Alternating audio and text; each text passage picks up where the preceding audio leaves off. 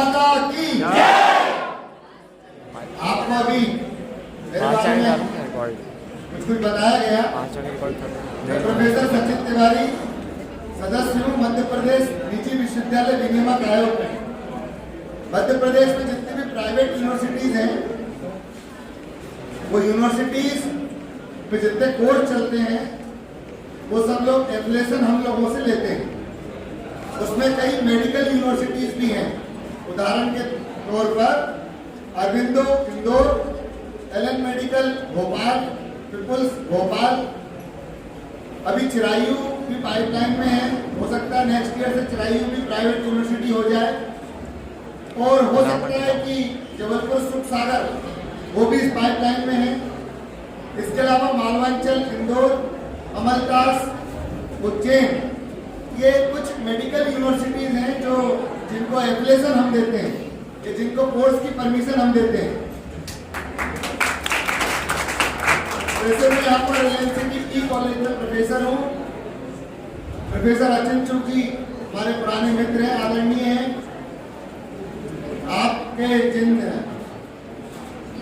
आचार्य गुरुजनों ने बुलाया है, ये सब हमारे आत्मीय बंधु हैं।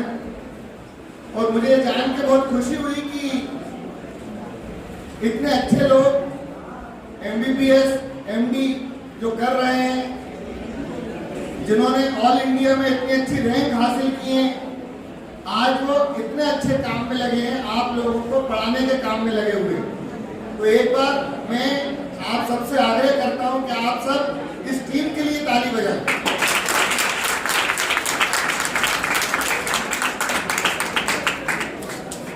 आप लोग इनके पुराने छात्र हैं, नए हैं, मुझे नहीं पता, लेकिन मैं बताना चाहूंगा कि इस टीम में गांधी मेडिकल कॉलेज से एमबीबीएस करने वाले, एम्स भोपाल से एमबीबीएस करने वाले, एलन मेडिकल से एमबीबीएस करने वाले, एमडी करने वाले, और भोपाल के अच्छे प्रतिष्ठित लोग, और विशेष रूप से गुणवत्ता युक्त शिक्षा जो हो सकती है और सबके लिए सुलभ सरल रूप से जो दी जा सकती है, ऐसे अद्भुत अविस्मरणीय प्रयास इस ग्रुप के माध्यम से जो हो रहे हैं वो निश्चित रूप से अति सराहनीय है।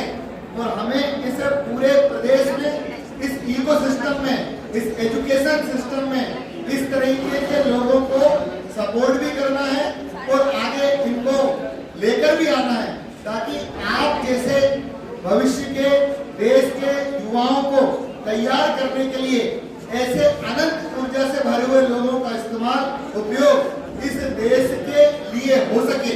तो इन लोगों को, इन सारी टीम को, प्रोफेसर को, तिवारी जी को, सभी डॉक्टर्स को मैं विशेष रूप से बहुत बहुत साधुवाद देता हूँ, धन्यवाद देता हूँ, शुभकामनाएं देता हूँ कि ये बहुत अच्छा काम कर रहे हैं। दूसरा, अब मैं शिक्षा के विषय पे आता हूँ। जैसा कि आपको बताया, मध्य प्रदेश में राष्ट्रीय शिक्षा नीति लागू हुई। मध्य प्रदेश राष्ट्रीय शिक्षा नीति को लागू करने वाला ये देश का पहला प्रदेश हुआ। भारत सरकार ने 2020 में राष्ट्रीय शिक्षा नीति ये लागू करी। इसके पूर्व में 1886 में राष्ट्रीय शिक्षा नीति देश के अंदर हुई थी, लागू हुई थी, और उसके पहले 1956 में राष्ट्रीय शिक्षा नीति लागू हुई थी। इस शिक्षा के स्तर में, शिक्षा के में आमूलचूल परिवर्तन करने के लिए वर्तमान की भारत सरकार ने 2020 में राष्ट्रीय शिक्षा नीति 1986 के बाद कई वर्षों बाद ये बनाई और ये लागू करी। इसमें मध्य प्रदेश में एक टास्क फोर्स का गठन हुआ जो कि मध्य प्रदेश के अंदर राष्ट्रीय शिक्षा नीति लागू करे।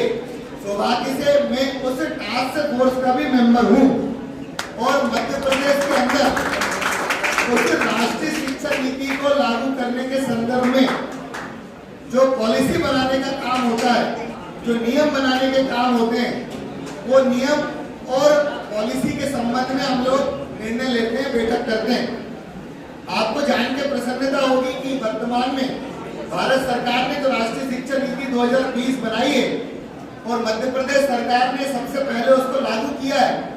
इसमें मल्टीपल एंट्री, मल्टीपल एग्जिट, आपके पास प्रावधान है।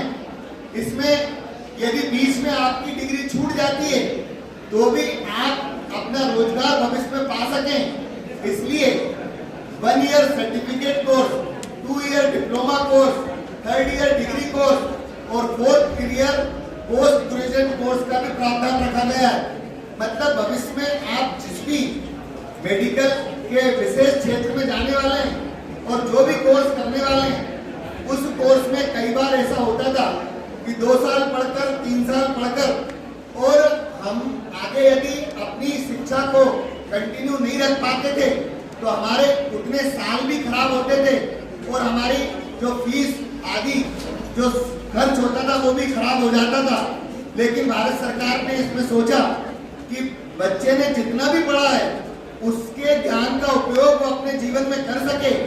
इस दृष्टि से चाहे वो 1st ईयर कर ले, चाहे 2nd ईयर कर ले, चाहे 3rd ईयर करे, चाहे 4th ईयर करे, उसको उस शिक्षा का, उस पढ़ाई का उपयोग भविष्य में मिल सके।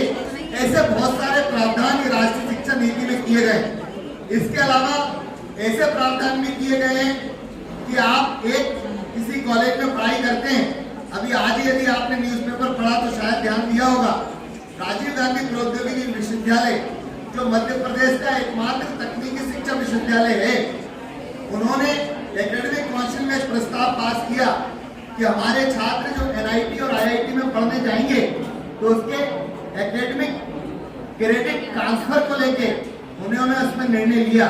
मतलब वो 3rd ईयर में जब जाएंगे, 4th ईयर जाएंगे या वहां से वो 1 साल पढ़कर वापस आएंगे तो किस तरीके से उनको मार्क्स देने की संभावनाएं दी जा सकती हैं, किस तरीके से उनके एकेडमिक मार्क्स को हम ट्रांसफर कर सकते हैं। ऐसा निर्णय ये राष्ट्रीय शिक्षा नीति के कारण ही संभव हो पाया।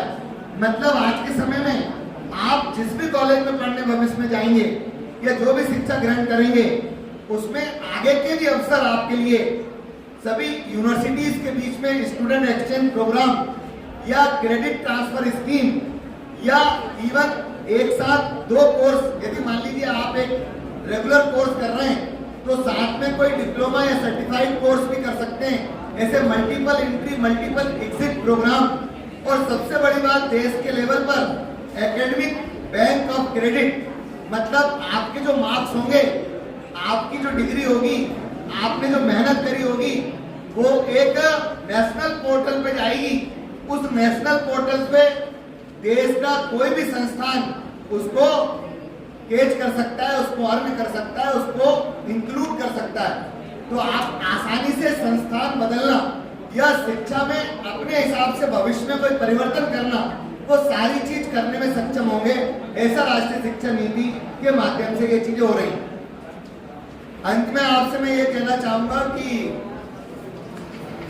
सबसे बड़ी समस्या मुझे जो लगती है वो ये लगती है कि आप लोग अपने भविष्य को लेकर चिंतित तो रहते हैं, लेकिन जितना प्रयास आपको करना चाहिए, जितनी जानकारियां आपको लेनी चाहिए और जितना आगे आपको विचार रखना चाहिए, वो रखने में आप लोग उतनी मेहनत या उतना प्रयास नहीं करते हैं। मुझे लगता है वो करने की आपको जरूरत है।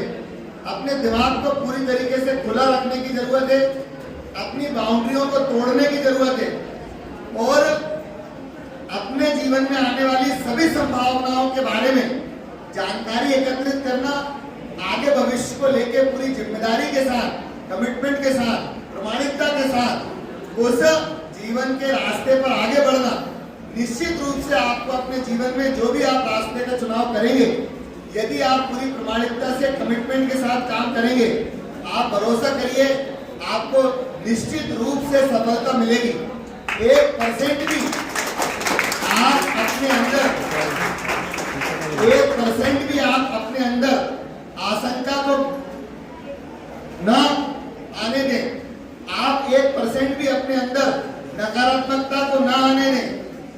आप कई ऐसे लोगों से मिलेंगे जो अपने जीवन में कई परिस्थितियों के कारण जिन चीजों को फेस कर रहे हैं उसके कारण कई नकारात्मक ऐसी बात करेंगे। उदाहरण के रूप में अभी मेरी एक भतीजी है, गांव की है, वो उसने भी अभी बायो से ही 12th किया। एक दिन मेरे भाई साहब उसको लेकर मेरे घर आए, उन्होंने पूछा कि भाई अब इसको क्या करना है, तो मैंने कहा पहले कुछ विचार किया कि नहीं किया। मैंने कहा तुमने नीट की तैयारी करी? तो कहले चाचा जी नहीं करी। मैंने कहा नीट दिया? नहीं दिया। कहले क्यों नहीं दिया? मैंने पूछा क्यों नहीं दिया? तो उसने बोला कि हमारे यहाँ किसी टीचर ने कहा कि बेटा आपका नीट नहीं निकल पाएगा। उसके 12th में 86% इस साल बने बायो से। उस स्टूडेंट को कहा जा रहा है कि बेटा आपका नीट नहीं निकलेगा, या आप नीट के चक्कर में अपना साल खराब, समय खराब ना करें। तो आप समझिए कि उस व्यक्ति के भविष्य की संभावनाओं को किस तरीके से खत्म किया गया उस नकारात्मकता के कारण। इस तरह की नकारात्मक बातों का बिल्कुल आप प्रभाव में ना आए। सबसे बड़ी चीज आज के समय में ये इंफॉर्मेशन युग है। आप खुद ऑनलाइन सब चीजें जानकारी ले सकते हैं। इवन आपको शायद पता हो या ना पता हो, आप भारत के किसी भी प्रतिष्ठित संस्थान में बहुत सारे ऐसे कोर्स या ऐसे प्रोग्राम चलते हैं जिनमें ऑनलाइन रजिस्ट्रेशन करके 1 वीक प्रोग्राम, 2 वीक प्रोग्राम के लिए जा सकते हैं, वहां पर रह सकते हैं और वहां का वातावरण और वहां की स्थिति समझ सकते हैं। इस तरह के छात्रों से मिलना, इस तरह के अपने गाइडेंस जो दे सकते हैं ऐसे लोगों से मिलना, अपने गुरुओं से सही गाइडेंस लेना और अपने बाउंड्रीज को तोड़ देना, किसी भी तरीके से अपने आप को एक सीमा में नहीं बांधना और अपनी क्षमताओं के आधार पे, अपनी क्षमताओं को समझते हुए आप जिस रास्ते पर आगे बढ़ सकते हैं उसका पूरी प्रामाणिकता के साथ चेक करना, उस प्रामाणिकता कमिटमेंट के साथ उसमें मेहनत करना। और उस मेहनत को यदि आप करेंगे, मैं आपको 100% ये बात आज यहाँ से कह सकता हूँ कि आपको सफलता जरूर मिलेगी, जरूर मिलेगी और जरूर मिलेगी। इसमें भी बड़ी बात यह है कि यहाँ बेटा प्रत्येक व्यक्ति ये साधारण व्यक्ति नहीं है। स्वामी विवेकानंद जी ने कहा है कि हम अमृत के पुत्र हैं, अमृत की संतान हैं, हमारे अंदर ईश्वर तत्व है, इस दुनिया की सर्व शक्तियां हमारे अंदर हैं, हमको उसको जागृत करने की, उसको समझने की आवश्यकता है। इसलिए यहाँ बेटा प्रत्येक छात्र ये साधारण नहीं है। अपने आप को कभी भी साधारण ना समझें, अपने आप को विशेष समझें और उस विशेष के अनुसार अपने आप को तैयार करें भविष्य में हर संभावनाओं के संदर्भ में। इसलिए अपने आप के भविष्य के साथ, जीवन के साथ किसी तरीके का समझौता ना करें, किसी तरीके से कंप्रोमाइजेस ना करें। आप अपनी क्षमताओं को जाने, अपने आप को जाने, दुनिया को ना जाने, दुनिया को ना समझे। आप ये देखें कि आप कितने देर की पढ़ाई की आपकी सिटिंग हो सकती है। सामान्य रूप से आपको 10 से 12 घंटे पढ़ना चाहिए। यहाँ पर कितने लोग हैं तो 10 घंटे की सिटिंग कर सकते हैं? हाथ ऊपर करिए। सामान्य रूप से आज के समय में, ठीक है हाथ नीचे करिए। सामान्य रूप से इधर ध्यान दीजिए, सामान्य रूप से आपको 10 घंटे की सिटिंग कम से कम करना है। अपने दिनचर्या का समय हटाकर, खाना पीना, सोना उठना, ये समय हटाकर यदि आपकी 10 घंटे की सिटिंग है, दुनिया की कोई ताकत आपको जीवन में बढ़ने से नहीं रोक सकती। सबसे महत्वपूर्ण बात है कि आपको अपनी सिटिंग बढ़ानी है। ज्यादातर लोग सिटिंग नहीं बढ़ाते। इसमें एक और आखिरी बात है कि लोगों को लगता है कि ये बुद्धिमत्ता का काम है। मेरे बारे में जो आपको बताया तो मैं बताऊं आपको, प्रोफेसर अचिन चुकी भी बैठे हुए हैं। हमने मौलाना आजाद राष्ट्रीय प्रौद्योगिकी संस्थान से अपनी पीएचडी डिग्री करी है। भारत सरकार के बहुत प्रतिष्ठित संस्थान से हमने पीएचडी की डिग्री उपाधि ली है। 24 घंटे हम अपने रिसर्च लैब में काम करते थे। आईआईटी दिल्ली में भी मैंने अपने रिसर्च का काम किया है। वहां पे रात को 2 बजे भी काम होता है, काम कभी बंद नहीं होता है। आईआईटी इसलिए आईआईटी है, उनका पूरी दुनिया में नाम है, पूरी दुनिया में वो विशेष स्थान रखते हैं और पूरी दुनिया के छात्र उन आईआईटी में पढ़ने आते हैं, क्योंकि वहां पर जो पढ़ाई में जो लोग मेहनत कर रहे हैं वो मेहनत दिन रात करते हैं, 24 घंटे करते हैं, वो 24 घंटे आपको मेहनत करने की जरूरत है। कुछ लोगों को ये भ्रम होता है कि केवल बुद्धिमत्ता के आधार पर आप सब चीजों को पार कर सकते हैं, लेकिन बुद्धिमत्ता के साथ साथ कार्य कुशलता और विशेष रूप से हार्ड वर्क ये अपने जीवन में उतारना आपको बहुत जरूरी है। तो इंटेलिजेंसी के साथ साथ बिना हार्ड वर्क के आप कुछ नहीं कर सकते। यदि आप ये मान के बैठे हैं कि आप केवल इंटेलिजेंसी से सब कुछ प्राप्त कर लेंगे तो ऐसा होने वाला नहीं है। मुझे बड़ा दुर्भाग्य लगता है, बड़ा अफसोस होता है जब आज हमारे यहाँ भी जो छात्र कॉलेजों में पढ़ते हैं, पढ़ने वाले छात्र को देखकर कुछ लोग ये कहते हैं कि अरे कहाँ तुम पढ़ाई में लगे हो। ये कहते हैं कि अरे भाई एग्जाम टाइम में पढ़ाई कर लेंगे, अरे इस पढ़ने में है ही क्या, ये तो हो ही जाएगा। ये परसेप्शन आपको धोखा देने के लिए बनाए गए। ये सब बातें आपको लोगों को जीवन में आगे बढ़ने से रोकने के लिए बनाई गई है। आप अपने प्रति कमिटमेंट करिए, अपने अभ्यास को बढ़ाइए। 72 घंटे 72 आवर्स पर वीक ये मिनिमम आपको पढ़ाई करना है। इससे ज्यादा आप आगे लेके चलते कोई ऐसा एग्जाम नहीं है जो आप नहीं निकाल सकते। और आगे जाकर सिविल सर्विसेज से लेकर भारत में कुछ भी आप कर सकते हैं। तो सबसे पहले आप अपनी कार्य कुशलता को बढ़ाइए, कितने घंटे आप सिटिंग कर सकते हैं उसको बढ़ाइए। दूसरा, आप कंसेप्चुअली पढ़िए, कंटेंट को समझिए, उस कंटेंट को पकड़िए, उस कंटेंट को रियल वर्ल्ड से जोड़िए और वास्तविक चीजें जो हैं उनके संदर्भ में उन चीजों को समझने की कोशिश करिए। और फाइनली उनके एक्सपेरिमेंटल एग्जाम्पल के आधार पर, उसके प्रयोगों के आधार पर अपने कंटेंट को मजबूत करिए। मुझे लगता है जीवन में यदि आप इस तरीके के प्रयोग करेंगे तो कभी भी आपको निराश होने की या अपनी बाउंड्री तय करने की जरूरत नहीं है। आज पक्का मन करके जो भी आप चाहेंगे जीवन में उन सब चीजों को आप प्राप्त करेंगे। परम पिता परमेश्वर से मेरी प्रार्थना है कि यहाँ बैठे सभी छात्र जिस मनोकामना को चाहते हैं भविष्य में उसके लिए वो तैयार हो और वो मनोकामना उनकी पूर्ण हो। एक बार पुनः इस संस्थान के सभी गुरुओं को प्रणाम और धन्यवाद, बहुत बधाई, बहुत शुभकामनाएं। जिन लोगों का रिजल्ट बहुत अच्छा रहा, जिन लोगों ने रैंक होल्ड की है और यहाँ पर जिन लोगों को सम्मान किया जा रहा है, उन सभी लोगों को भविष्य के लिए बहुत बहुत बधाई, बहुत बहुत शुभकामनाएं। धन्यवाद।